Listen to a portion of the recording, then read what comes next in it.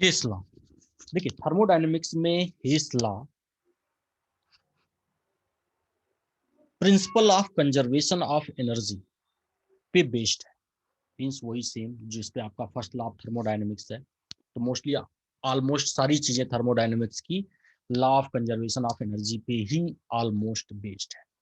That means कि energy neither created not destroy. ठीक है, सेम इसी प्रिंसिपल पे ये बेस्ड है। देखिए हेस लॉ को समझने से पहले हमको रिएक्शन की एंथैल्पी जाननी होगी। अगर जिनको पता है बहुत अच्छी बात है, जिनको नहीं पता उनके लिए मैं एक छोटा सा यहाँ पे ब्रीफिंग दे देता हूँ कि चेंज इन एंथैल्पी क्या होती है। देखिए किसी भी रिएक्शन पे अगर मान लीजिए कोई एक रिएक्शन है ए और एक बी से रिएक्ट करके ये फॉर्म करता है सी और ये फॉर्म करता है प्रोडक्ट। दैट मीन्स यहाँ पे जो रिएक्टेंट हैं वो है ए एंड बी।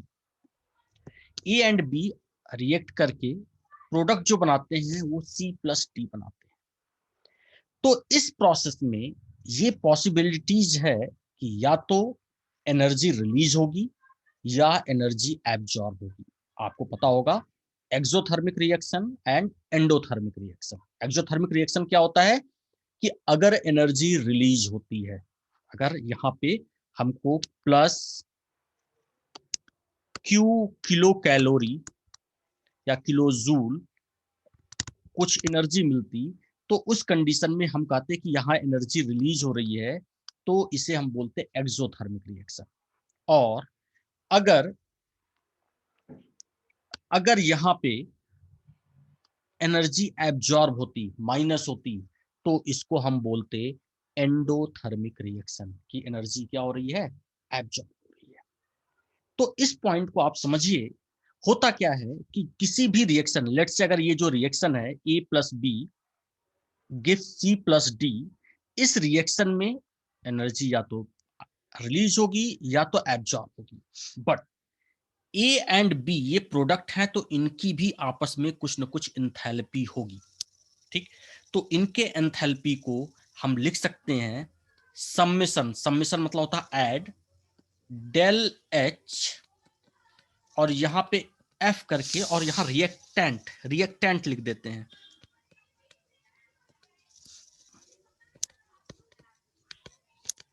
मींस इनकी जो एंथैल्पी है रिएक्टेंट की वो क्या है, डेल एच एफ रिएक्टेंट। ठीक, और ये जो प्रोडक्ट हैं इनको हम लिखते हैं summation of del H F और यहां पे हम क्या लिख देंगे, प्रोडक्ट। तो ये तो हो गया, इनकी जो रिएक्टेंट है उनकी एंथैल्पी का समेशन क्या होगा, डेल एच एफ रिएक्टेंट होगा और जो प्रोडक्ट हैं उनका हम लिखेंगे डेल एच एफ प्रोडक्ट लिखेंगे।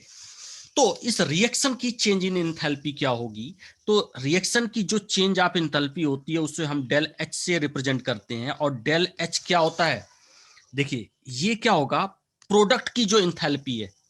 ठीक है, means del H F product.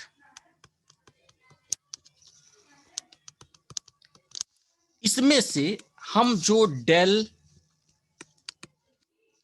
Delta H F reactant है इसको अगर हम माइनस कर देते हैं, मींस प्रोडक्ट के एंथैल्पी के सम में से रिएक्टेंट के एंथैल्पी के सम को अगर हम माइनस कर देते हैं, तो वो जो डेल्टा एच मिलता है वो इस रिएक्शन की एंथैल्पी होती है।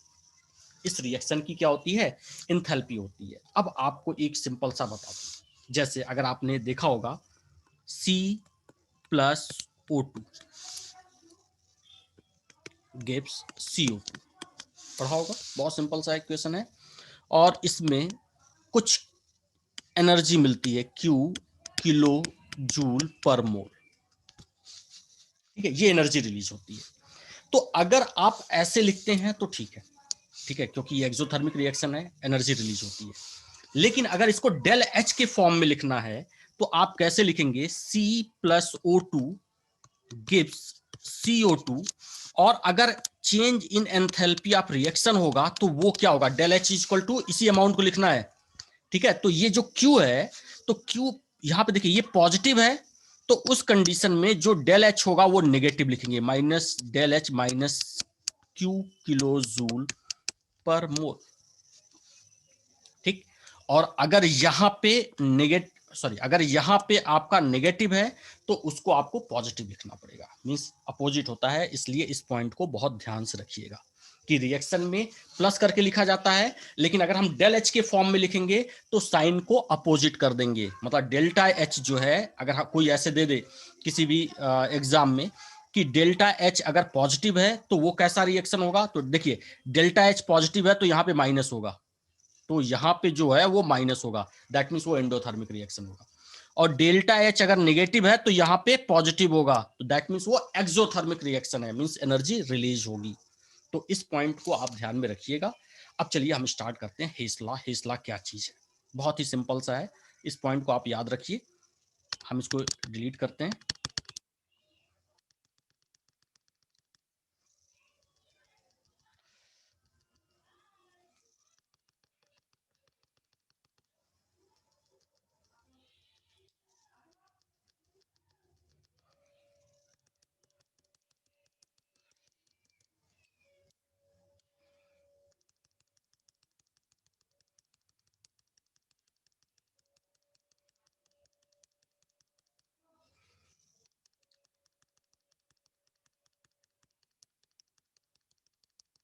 देखिए हेस लॉ की स्टेटमेंट क्या है, सिंपल सा है।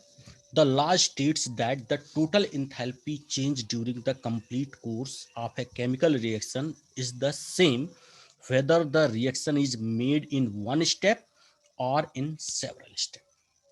इसका मतलब क्या है, ये तो स्टेटमेंट हो गई। इसका मतलब ये है कि अगर हमारे पास कोई एक रिएक्टेंट है और एक प्रोडक्ट है, रिएक्टेंट से हमको प्रोडक्ट तक पहुंचना है, तो रिएक्टेंट से हमको प्रोडक्ट बनाने के लिए एक मेथड भी हो सकता है या बहुत सारे मेथड भी हो सकते हैं, ठीक है। तो हम चाहे जो मेथड आप फॉलो करें, चाहे हम डायरेक्ट मेथड फॉलो करें या step by step multiple step का कोई रिएक्शन फॉलो करें, हर कंडीशन में जो नेट चेंज इन इंथैल्पी आएगी वो इक्वल होगी, यही हेस लॉ कहता है, ठीक है। अब चलिए इसको हम एक बार अच्छे से समझते हैं, उसके बाद फिर हम इसको इक्वेशन के बिहाफ पे भी समझेंगे। क्या, मान लीजिए, ध्यान से समझिएगा, ये कोई रिएक्टेंट है, ये कोई रिएक्टेंट है, इस रिएक्टेंट से हमको एक प्रोडक्ट डायरेक्ट मिलता है, ये क्या मिलता है, हमको डायरेक्ट प्रोडक्ट मिलता है, ठीक। तो रिएक्टेंट से प्रोडक्ट मिलने के कई, हम ये एज्यूम कर रहे हैं कि इस रिएक्टेंट से और इस प्रोडक्ट को मिलने के कई रास्ते हो सकते हैं, ठीक। एक तो यही सिंपल सा रास्ता है कि हमने ये रास्ता फॉलो कर लिया, स्टेप नंबर 1, ठीक। स्टेप नंबर 1, मान लीजिए इस रिएक्टेंट से प्रोडक्ट फॉलो करने में जो चेंज इन एंथैल्पी हुई वो डेल एच है, डेल्टा एच है, क्या है, डेल्टा एच है। अब हम सेकंड कंडीशन लेते हैं। सेकंड एक दूसरा रास्ता है जिसमें पहले हम रिएक्टेंट से एक इंटरमीडिएट प्रोडक्ट बनाते हैं, बीच का एक कोई प्रोडक्ट बनाते हैं। मान लीजिए ये हम इंटरमीडिएट कोई प्रोडक्ट है I1 बनाए, मतलब रिएक्टेंट से पहले हमने I1 बनाया, ठीक। और फिर हम इस I1 से हम प्रोडक्ट बनाए P। देखिए ये हमारा फर्स्ट रूट है, ये हमारा सेकेंड रूट है। तो देखिए फर्स्ट रूट में भी हमको रिएक्टेंट से प्रोडक्ट मिल रहा है, सेकेंड रूट से भी ऐसे भी हमको प्रोडक्ट मिल रहा है, सेम प्रोडक्ट मिल रहा है। और एक हम थर्ड ये फॉलो कर लेते हैं कि मान लीजिए R से हमको ये हमने थर्ड फॉलो किया, थर्ड स्टेप है कि हमको एक इंटरमीडिएटरी I2 मिल रहा है, फिर इस I2 से हमको एक नेक्स्ट इंटरमीडिएटरी प्रोडक्ट मिल रहा है, I3 मिल रहा है, और फिर इस I3 से हमको प्रोडक्ट मिल रहा है। तो देखिए चाहे हम फर्स्ट पहला रास्ता फॉलो करें, दूसरा रास्ता फॉलो करें या तीसरा रास्ता फॉलो करें, तीनों रास्तों में, ठीक है, रास्ते तो अलग अलग हैं, ठीक है, रास्ते अलग अलग हैं, प्रोडक्ट भी अलग अलग बन रहे हैं, लेकिन जो पहला प्रोडक्ट है जिसको हम कहते हैं रिएक्टेंट, रिएक्टेंट और प्रोडक्ट सेम है। तो हेस लॉ बोलता है कि आप कोई भी पाथ फॉलो करो, कोई भी रास्ता अपनाओ, ठीक है, लेकिन उनकी जो नेट चेंज ऑफ इंथैल्पी होगी वो सेम होगी। अब उस चीज को समझते हैं क्या है। मान लीजिए इस रिएक्शन में हमको जो चेंज ऑफ इंथैल्पी थी वो डेल्टा एच थी। अब हम बात करते हैं दूसरे की। मान लीजिए ये जो इंथैल्पी, ये जो यहाँ पे है, यहाँ पे हम मान लेते हैं चेंज ऑफ इंथैल्पी है वो डेल्टा एच 1 है, और I1 से P तक के लिए जो रिएक्शन है इसके लीजिए मान लीजिए जो चेंज इन इंथैल्पी है वो डेल्टा H2 है। अब सिमिलरली इसके लिए चलते हैं तीसरे रास्ते के लिए। देखिए R से I2 बनाने के लिए मान लीजिए जो चेंज ऑफ इंथैल्पी है वो डेल्टा H3 है। I2 से I3 तक का जो चेंज इन इंथैल्पी है वो डेल्टा H3 है, और मान लीजिए I3 से प्रोडक्ट तक के लिए जो चेंज ऑफ इंथैल्पी है वो डेल्टा H4 है। तो हेस लॉ कहता है कि नेट चेंज ऑफ इंथैल्पी क्या होगा, इक्वल होगा। मतलब ये जो डेल्टा H है पहले कंडीशन में ये किसके इक्वल होगा, इसके मींस R से I1 वाले चेंज ऑफ इंथैल्पी और I1 से प्रोडक्ट वाले चेंज ऑफ इंथैल्पी के। मींस जो बोलते हैं कि जो नेट चेंज ऑफ इंथैल्पी होगी वो डेल्टा H किसके इक्वल होगा। देखिए R से I1 क्या है, डेल्टा H1, और प्लस I1 से P क्या है, डेल्टा H2, ठीक। और यही डेल्टा H जो है वो किसके इक्वल होगा, तीसरे रास्ते में भी सेम होगा। मींस R से I2, I2 से I3, I3 से P, मींस H3, ओहो सॉरी यहां पे ये H4 होगा, ये H4 कर लीजिए, इसको H5 कर लीजिए, ठीक है। तो ये क्या हो जाएगा, डेल्टा H जो होगा वो किसके इक्वल हो जाएगा, delta H3 plus delta H4 plus delta H5। Means अगर सिंपल सा इसको एक लाइन में अगर हम बोले तो वो हम क्या कह सकते हैं। देखिए यहां पे हम नीचे लिख रहे हैं कि जो डेल्टा H होगा वो किसके इक्वल हो जाएगा, delta H1 plus delta H2, और यही जो होगा वो किसके इक्वल होगा, delta H3 plus delta H4 plus delta H5, और यही जो स्टेटमेंट है यही हेस लॉ है। यही क्या है, हेस लॉ है। ये तो एक आपको नॉर्मल मैंने एक डायग्राम बना करके समझा दिया कि अगर हम रिएक्टेंट से प्रोडक्ट बना रहे हैं तो हम कोई भी पाथ फॉलो करें, उस कंडीशन में नेट चेंज ऑफ इंथैल्पी जो होती है वो सेम रहती है, वो चेंज नहीं होती। चाहे आप यहाँ पे देख लीजिए, ये पहले पाथ को फॉलो किया, ये दूसरे पाथ को फॉलो किया, और ये तीसरे पाथ को फॉलो किया, और सारे कंडीशन में देखा जाए तो सब के सब एक दूसरे के इक्वल ही मिले। अब चलिए इसको हम एक केमिकल इक्वेशन से प्रूव करते हैं कि कैसे होता है। देखिए एक एग्जांपल हम लेते हैं, यहाँ पे इसको समझते हैं।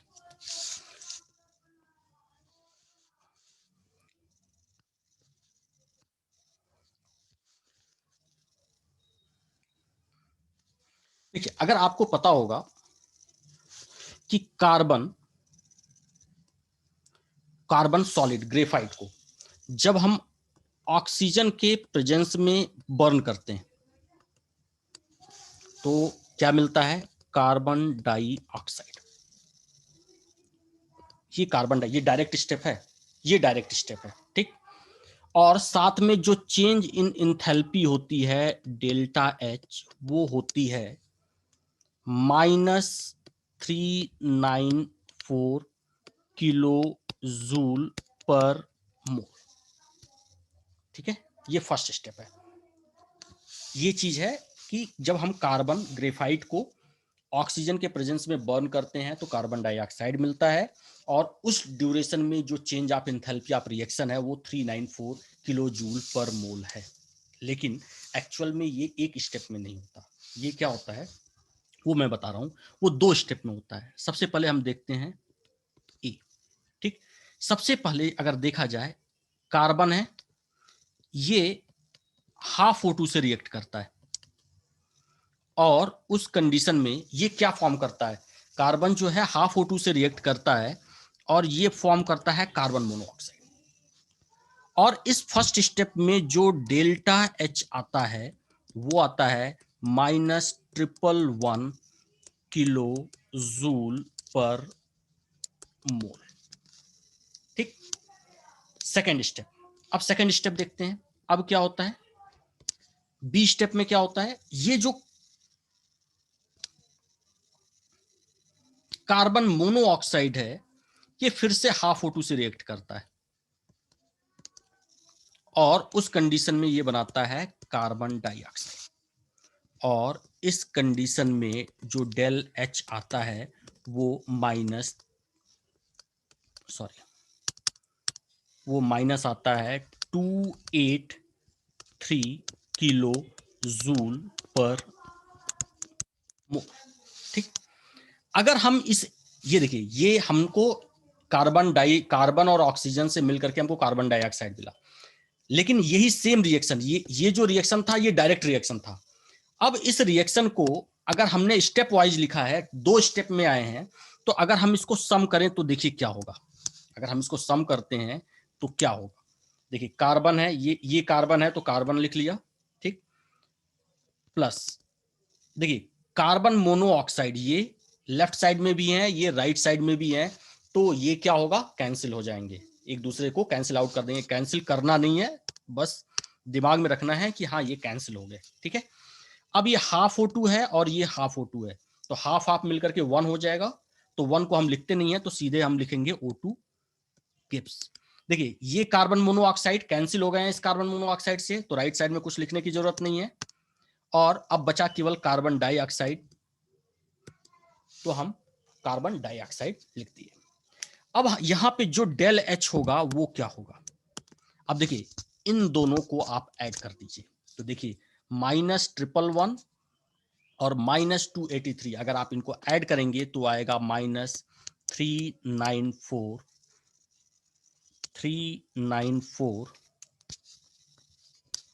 सॉरी,